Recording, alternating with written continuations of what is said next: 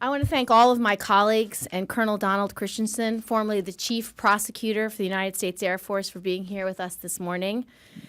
Last year, we saw something that we don't see enough of here in Washington, a coalition of senators scrambling partisan lines to passionately actually debate substantive policy on the Senate floor. And then the Senate failed our men and women in uniform with a filibuster. Despite earning the support of 55 senators, a coalition spanning the entire ideologic spectrum, including Majority Leader Reid and Minority Leader McConnell, our bill to create an independent military justice system free of the inherent bias and conflicts of interest within the chain of command fell short of overcoming the 60-vote filibuster threshold. But as we said then, we will not walk away. We will continue to fight to strengthen our military because it's our duty. In our oversight role, it's Congress's responsibility to act as if the brave survivors of sexual assault are our sons, our daughters, our husbands, and our wives who are being betrayed by the greatest military on earth. We owe that to them. It was Chairman of the Joint Chiefs of Staff, General Martin Dempsey himself, who said in the days following the filibuster, quote, "A majority of the Senate of the United States expressed a lack of confidence in our ability to solve this ourselves. We are currently on the clock, if you will. The President of the United States said to us in December, you know what? You've got about a year to review this thing and show me you can make a difference. We understand that just because Senator Gillibrand's vote was defeated yesterday doesn't mean that a year from now it may not be reintroduced. And if we haven't been able to demonstrate we're making a difference, then we deserve to be held to the scrutiny and standard." We are here to say the military has not been able to demonstrate that they've made a difference. And they need to be held to the scrutiny and that standard this year. Because throughout the last year, we have continued to see the evidence of how much farther we have to go to solve the problem of sexual assault in the military. We saw Brigadier General Jeffrey Sinclair, one of the highest-ranking officers ever charged with sexual assault, walk away with a slap on the wrist, reportedly over fears that the commanding officer had rejected a plea deal on lesser charges for political reasons, despite concerns over the evidence. That case brings up the important issue of, quote, undue command influence, another reason why an independent justice system is needed. We should all be able to agree our brave men and women in uniform deserve blind justice. The scales should not be tipped in either direction in favor of the victim or the accused. Why should our service members enjoy a lesser standard of justice and fairness than you and I, whose freedoms they risk everything to protect?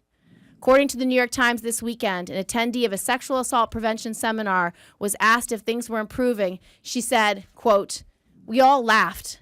Sinclair was happening then. He proved that it was a joke." The Times also chronicled the story of a survivor they called Chris from Ellsworth Air Force Base.